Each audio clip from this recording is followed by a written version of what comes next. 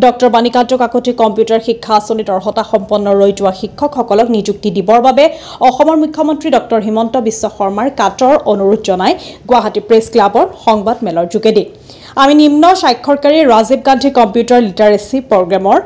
ICT instructor সকল 2004 চনৰ প্ৰথমৰ পৰাই আমি কম্পিউটাৰ শিক্ষাৰ লগত জড়িত আছিলোঁ পৰ্যায়ক্ৰমে 2010 চনলৈ প্ৰথম পৰ্যায়ৰ পৰা ষষ্ঠ পৰ্যায়লৈকে বিভিন্ন সময়ত অসমৰ বিভিন্ন জিলাৰ উচ্চ আৰু উচ্চতৰ মাধ্যমিক বিদ্যালয়ত এমট্ৰনৰ দ্বাৰা পৰিচালিত বিভিন্ন থাৰ্ড পাৰ্টিৰ অধীনত এখন স্কুলত দুগৰাকীকৈ সৰ্বমুঠ 3200 গৰাকী ICT ইনষ্ট্ৰাক্টৰ হিচাপে সেই সময়ত প্ৰাইভেট ইনষ্টিটিউটৰ পৰা PGDCA এক বছৰৰ যোগ্যতা থকা ব্যক্তিক মাত্ৰ 1850 টকাকৈ মাহিলী পাৰিতোষিক দি নিযুক্তি প্ৰদান কৰিছিল আকৌ 2012 চনত Rajiv Gandhi computer education programme নামে নামকৰণ কৰি সেই সময়ত শিক্ষামন্ত্ৰী তথা বৰ্তমানৰ মাননীয় মুখ্যমন্ত্ৰী মহোদয়ে দুজনৰ সলনি কৰি এজনকৈ একোখন বিদ্যালয়ত কম্পিউটাৰ ইনষ্ট্ৰাক্টৰ মাহিলী পাৰিতোষিক 1850 টকাৰ পৰা 8000 টকালৈ বৃদ্ধি কৰিছিল আনহাতে আমি 2015 চনত ICT ইনষ্ট্ৰাক্টৰবোৰে ক্লাছ 9 আৰু ক্লাছ 10ত ইলেক্টিভ সাবজেক্ট হিচাপে পাঠদান কৰিছিল আৰু ছাত্ৰ-ছাত্ৰীও HSLC পৰীক্ষাত লেটাৰ মাৰ্কছ পাবলৈ সক্ষম হৈছিল ইফালে স্কুলৰ অন্যান্য বিষয়ৰ পাঠদান কৰাৰ উপৰিও অফিচৰ বিভিন্ন কাম-কাজ যেনে অনলাইন বিল অনলাইন ফৰ্ম ফিলআপ ইলেকশ্যন ডিউটিৰো কাম কৰিছিল ইতিমধ্যে 2015 চনত প্ৰথম দ্বিতীয় তৃতীয় পৰ্যায়ৰ ম্যাদ উকলি যোৱাত অসম চৰকাৰে 2016 চনৰ 20 জানুৱাৰী তাৰিখে গভট নটিফিকেশ্যন নং PAPMA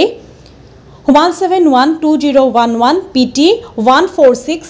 DTD 21 2016 মতে আমাক 3 মাহৰ বাবে মাহিলী 10000 টকাকৈ বিদ্যালয়ৰ SMDCৰ অধীনত নিযুক্তিও দিছিল ইফালে হঠাৎ 2017 চনত 2452খন স্কুলত পুনৰ নিযুক্তিৰ বাবে আকৌ এটা নটিফিকেশ্যন PMA 17120111 PI 240 নামেৰে অফিচিয়েল অৰ্ডাৰ উলিয়াই পূৰ্বৰ Rajiv Gandhi computer literacy programme সলনি নতুন নামেৰে doctor Banikanta Kakati computer literacy programme নাম দি ন্যূনতম 4 বছৰৰ অভিজ্ঞতা থকা আৰু 1 বছৰৰ PGDCA ডিপ্লোমা থকা যিকোনো UGC AICTE স্বীকৃতিপ্ৰাপ্ত হ'ব লাগে বুলি এটা আদেশ উলিয়াইছিল ইয়াৰ ফলস্বৰূপে মাত্ৰ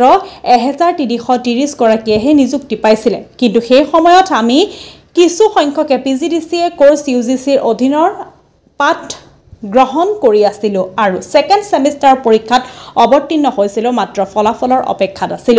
ইফালে মাননীয় শিক্ষামন্ত্ৰী তথা বৰ্তমানৰ মুখ্যমন্ত্ৰী মহোদয়ে আমাক পৰ্যায়ক্ৰমে নিযুক্তি দিব বুলি আশ্বাস দি আহিছিল আমি জনাত 2452 গৰাকীৰ পৰা মাত্ৰ 1330 গৰাকীয়েহে নিযুক্তি পাইছিল আৰু বাকি 1075খন স্কুল এতিয়াও খালী হৈ আছে উল্লেখযোগ্য যে ICT ইনষ্ট্ৰাক্টৰ হিচাপে কামত যোগদান কৰাত আমাৰ বহুতৰে অন্যান্য চাকৰি ক্ষেত্ৰত আবেদনৰ বাবে বয়সৰ ঊৰ্ধ্বসীমা পাৰ হৈ গৈছে গতিকে আমি মহাশয় গতি বিনম্ৰতাৰে অনুৰোধ জনাও যে ডক্টৰ বাণীকান্ত কাকতি কম্পিউটাৰ লিটাৰেচি প্ৰগ্ৰেমৰ আঁচনিত নিযুক্তিৰ পৰা ৰৈ যোৱা আৰু 2017 চনৰ নটিফিকেশ্যনৰ মতে অভিজ্ঞতা সম্পন্ন কম্পিউটাৰ শিক্ষকসকলক উক্ত আঁচনিৰ অন্তৰ্ভুক্ত কৰাৰ ব্যৱস্থা গ্ৰহণ কৰি বঞ্চিত ছাত্ৰ-ছাত্ৰীৰ লগতে বঞ্চিত শিক্ষকসকলক উপকৃত কৰে যেন আজি আমি আপোনালোকক আমন্ত্ৰণ কৰি আনি এই সংবাদমেল আয়োজন কৰা মূল উদ্দেশ্য হ'ল আমি 2004 চনৰ পৰা অসমৰ বিভিন্ন স্কুলবিলাকত Rajiv Gandhi computer literacy programme নামৰ আঁচনিখনৰ অধীনত ICT ইনষ্ট্ৰাক্টৰ হিচাপে কাম কৰি আহিছিলোঁ সেই সময়ত আমি 1850 টকাকৈ মাননি পাইছিলোঁ পিছত 2012 চনত আমাৰ এইটো বঢ়াই দি Rajiv Gandhi computer education programme নামেৰে এখন আঁচনি লৈছিল তেতিয়া আমাক 8000 টকাকৈ দিছিলে তাৰপিছত পৰ্যায়ক্ৰমে তেওঁ আমাক 10000 টকা দিলে আৰু এই আঁচনিখন 2017 চনৰ জুলাই মাহত এই আঁচনিখন সমাপ্ত হ'ল তেতিয়াৰে পৰা চেণ্ট্ৰেলৰ পৰা টকাটো নোহোৱা হোৱাৰ বাবে কিছুদিন আমাৰ এইটো আঁচনি বন্ধ থাকিলে তাৰপিছত আমাৰ আজিৰ বৰ্তমান সময়ৰ আমাৰ শ্ৰদ্ধাৰ মাননীয় মুখ্যমন্ত্ৰী ডাঙৰীয়াই সেই সময়ত তেওঁ এডুকেশ্যন মিনিষ্টাৰ আছিলে তেওঁ তেতিয়া আমাৰ এই ৰাজীৱ গান্ধী কম্পিউটাৰ লিটাৰেচি প্ৰগ্ৰামৰ যিখন আঁচনি আছিলে সেই আঁচনিটো তেওঁ doctor Banikanta Kakati computer literacy programme নামেৰে নামাকৰণ কৰিছিল আৰু তেতিয়া তেওঁ 2018 চনত এটা নটিফিকেশ্যন উলিয়াই দিছিলে আৰু সেই নটিফিকেশ্যন অনুযায়ী তেওঁ তাত দিছিলে যে কমেও 4 বছৰ এক্সপিৰিয়েঞ্চ লাগিব লগতে UGC ৰিকগনাইজ ইউনিভাৰ্চিটিৰ পৰা PGDC এখন চাৰ্টিফিকেট লাগিব তেতিয়া সেই সময়ত আমাৰ সকলোৰে PGDCটো ডিগ্ৰীটো নাছিলে কিছুমানে আমি বিভিন্ন ইউনিভাৰ্চিটিত পঢ়ি আছিলোঁ কিছুমানে ৰিজাল্ট দিয়া হোৱা নাছিলে কিছুমানে আমাৰ ৰিজাল্টটো দিছিলে চাৰ্টিফিকেটটো পোৱা নাছিলে এনে ধৰণৰ পৰ্যায়ক্ৰমে হৈ আছিলে আৰু সেই সময়ত তেতিয়া যিটো সময়ত নটিফিকেশ্যনটো উলিয়ালে তেওঁ আমাক অলপো সময় নিদিলে হঠাৎ এই নটিফিকেশ্যনটো উলিয়াই দিয়াৰ কাৰণে আমাৰ UGC চাৰ্টিফিকেট নথকাৰ কাৰণে আমি doctor Banikanta Kakati computer literacy programme আঁচনিত অন্তৰ্ভুক্ত হ'ব নোৱাৰিলোঁ যি কি নহওক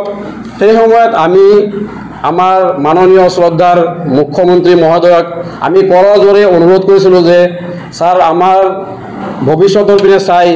আজি আমি যে 2004 চনৰ পৰা 2017 চনৰ জুলাই মাহলৈকে এই অশেষ কাল আমি পাঠদান কৰি থাকিলোঁ বিভিন্ন বিদ্যালয়ত সেইফালে চাই আমাৰ পৰিয়ালৰ ফালে চাই ছাৰ আমাৰ কাৰণে কিবা এটা কৰক তেতিয়া আমি কৰজোৰে তেওঁক অনুৰোধ কৰিছিলোঁ আৰু আমাৰ অনুৰোধ মৰ্মে সেইটো সময়ত আমাৰ বৰ্তমান আমাৰ শ্ৰদ্ধাৰ মুখ্যমন্ত্ৰী তেওঁ আমাক আমাৰ অনুৰোধটো চাই তেওঁ আমাক কৈছিলে যে ঠিক আছে তোমালোকে যদি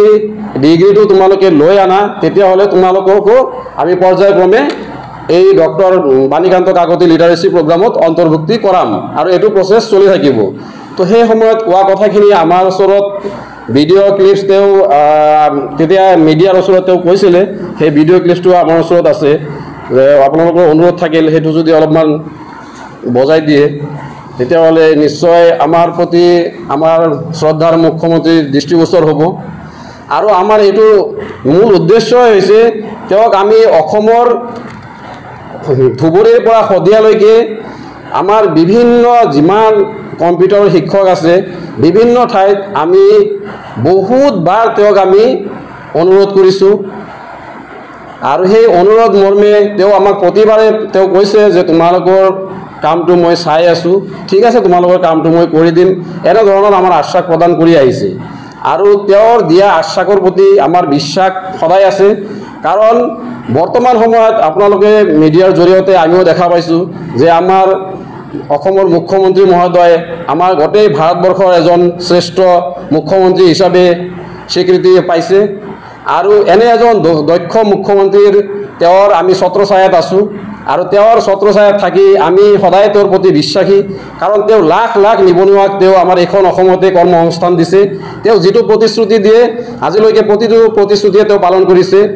আৰু আগন্তুক আমাক যেনেকৈ তেওঁ আমাক আশ্বাস দিছে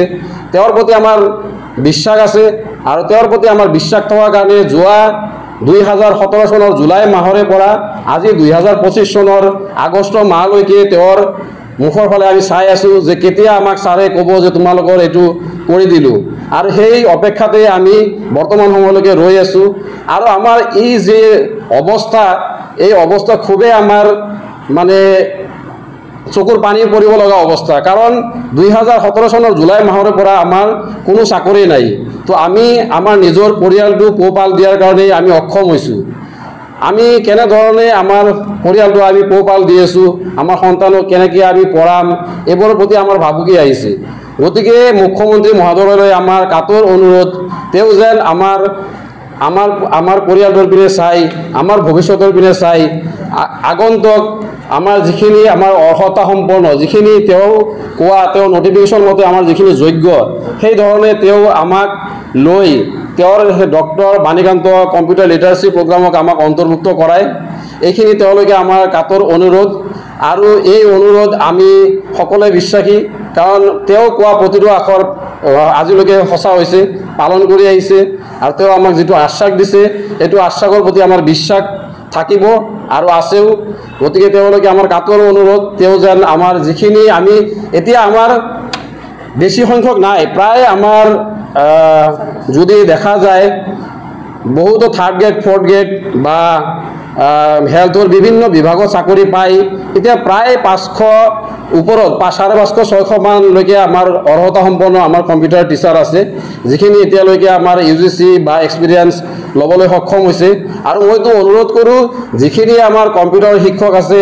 ৰৈ থকা সকলোকে যেন তেওঁ আমাৰ এই আঁচনিত অন্তৰ্ভুক্ত কৰায়, সেইখিনি তেওঁলোকে আমাৰ বিনম্ৰ অনুৰোধ। আৰু এই অনুৰোধ মৰ্মে আমাৰ বিশ্বাস আছে তেওঁ আমাৰ অনুৰোধখিনি ৰক্ষা কৰিব। আগন্তুক আমাৰ যিখিনি আমাৰ UGC থকা বা যিখিনি আমাৰ ডিগ্ৰী তেওঁ কৈ দিছিলে সেইখিনি ফুলফিল কৰিছোঁ। আৰু যোৱা যেনেকৈ 2018 চনৰ নটিফিকেশ্যন তেওঁ ওলাই দিছিলে সেই তেনেধৰণেও আমাক তেওঁ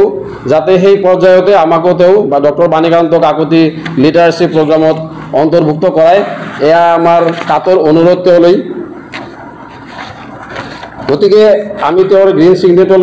ছিগনেললৈ আমি অপেক্ষা কৰি আছোঁ। অতি সোনকালে তেওঁ আমাৰ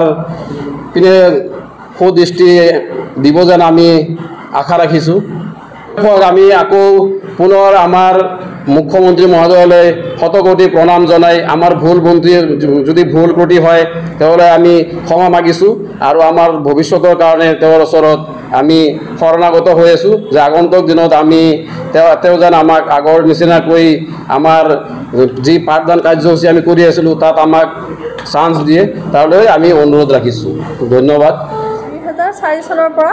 আমাৰ এই কম্পিউটাৰ আঁচনি ৰাজীৱ গান্ধী কম্পিউটাৰ আঁচনি আৰম্ভ হৈছিল। আমি তেতিয়াই এই কম্পিউটাৰ আঁচনিৰ অন্তৰ্গত হৈ চাকৰি কৰিব আৰম্ভ কৰিছিলোঁ। অতি কম সংখ্যক দৰমহা পাই আমি চাকৰি আৰম্ভ কৰিছিলোঁ আৰু তাৰপিছত লাহে লাহে অকণমানকৈ পইচাও বাঢ়িল, আমাৰো মনবিলাক ভাল লাগিব ধৰিলে যে এইটো চাকৰি আমাৰ হ'ব। বেলেগ চাকৰি পায়ো আমি তেতিয়া চাকৰি বাদ দি গুচি নগ'লোঁ। ইয়াতে প্ৰথমতে সেনেকৈ অলপ পইচা দিয়ে, তাৰপিছত আৰু অলপ বঢ়াই দিলে, দি লাষ্টৰ ফালে মানে এখন স্কুলৰ পৰা বেলেগ স্কুললৈ আমাক ট্ৰেন্সফাৰ কৰি আনিলে। দুটা হ'লোঁ আমি, দুটা হৈ থকা জেগাৰ পৰা এটা হৈ গ'লোঁ। 2012 চনত আমাৰ এনেকৈ কৰি দিয়া হ'ল। তাৰপিছত 2017 চনত আমাৰ এই আঁচনিখন শেষ হৈ গ'ল। শেষ হৈ যোৱাৰ পিছত মুখ্যমন্ত্ৰীয়ে কৈছিল যে আপোনালোকৰ এনেকৈ UGC লাগিব, UGC হৈ গ'লে আপোনালোকে আকৌ চাকৰি পুনৰ মানে পাব আৰু সেনেকৈ ক'লে। কওঁতে আমাৰ চবে UGC চাৰ্টিফিকেট কৰিবৰ কাৰণে এডমিশ্যন ল'লে। তাৰপিছত UGCও আমি আধা কৰিলোঁ, আধা নহওঁতে পটককৈ এইকেইটা চাকৰি হৈয়ে গ'ল। হৈ যোৱাৰ কাৰণে আমি ৰখি গ'লোঁ বৰ বেয়াকৈ। সেই ৰখি যোৱাই আজিলৈকে মানে আমি এনেকৈ ৰৈয়ে গ'লোঁ। মুখ্যমন্ত্ৰী এতিয়া অসমৰ মুখ্যমন্ত্ৰী তেতিয়া আমাৰ শিক্ষামন্ত্ৰী হৈ আছিল। তেওঁ থাকোঁতে আমি ভাবিছিলোঁ তেওঁ আমাৰ ইমান ভালকৈ কৈছে, আমাৰ কামবিলাক আগবঢ়াই লৈ গৈ আছে, আমাৰ ভালেই হ'ব বুলি।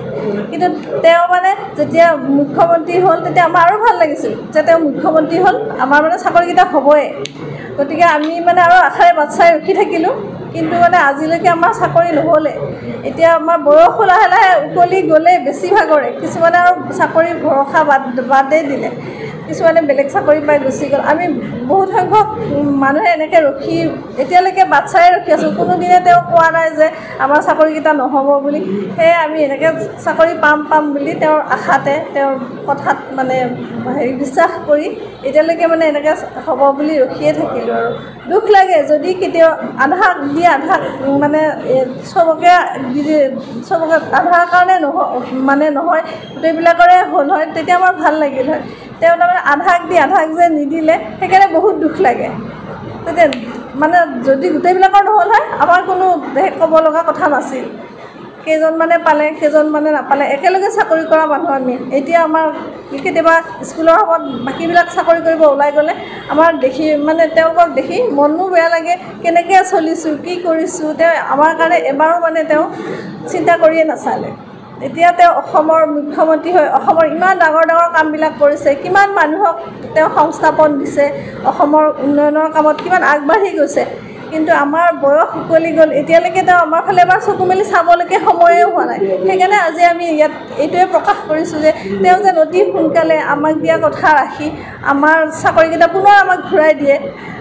নহ'লে আমাৰ চলিবৰ কাৰণে কোনো অৱস্থা নোহোৱা হৈ গৈছে ঘৰ সংসাৰ আছে ল'ৰা ছোৱালী আছে গতিকে তেওঁৰ ওচৰত আমাৰ সেইটোৱে অনুৰোধ যেন তেওঁ আমাক চকু মেলি চাই আমাক দিয়া কথা যেন তেওঁ ৰাখি তেওঁ আকৌ আমাৰ চাকৰিকেইটা ঘূৰাই দিয়ে বুলি তেওঁৰ ওচৰত তেওঁ যেন নমস্কাৰ কৰিছোঁ আৰু তেওঁ যেন আমাৰ কথাটো ৰাখে